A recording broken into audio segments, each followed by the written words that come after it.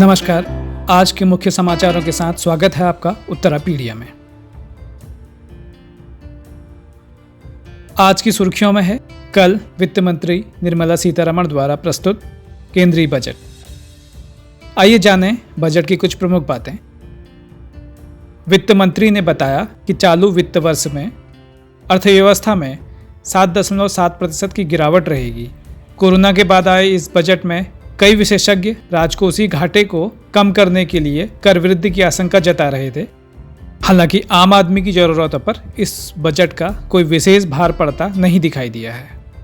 इसका समर्थन शेयर बाजार ने भी किया, जिसने पिछले 24 वर्षों में एक दिन में सबसे ऊंची छलांग लगाई।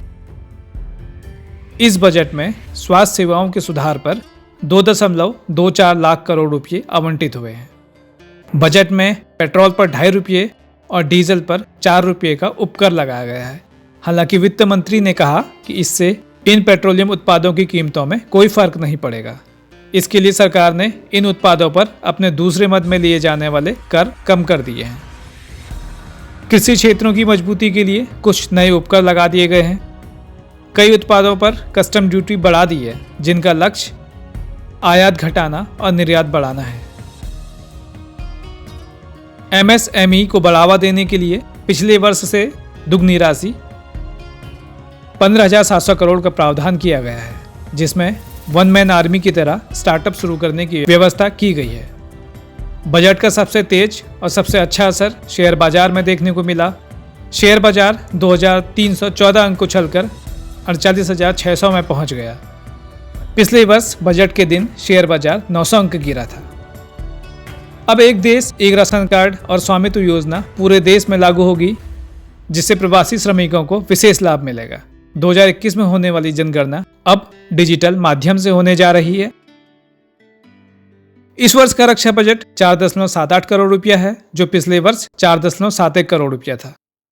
रेलवे के लिए 1.1 लाख करोड़ रुपये का बजट रखा गया है। 2023 तक सभी बड़ी रेलवे लाइंस को विद्युतीकरण करने की तैयारी सरकार ने की है। सड़क परिवहन को भी विकसित करने के लिए 1.18 करोड़ रुपये बजट का प्रावधान किया गया है। वहीं स्वच्छता भारत मिशन 2.0 के लिए 1.41 लाख करोड़ रुपये का बजट रखा गया है। अब कोई बैंक डूबा तो जमाकर्ताओं को तत्काल मिलेगी 5 लाख रुपए तक की धनराशि। इस बजट में आयकर को भरना और भी आसान बना दिया गया है। अब देखें उत्तराखंड के लिए बजट में क्या रहा।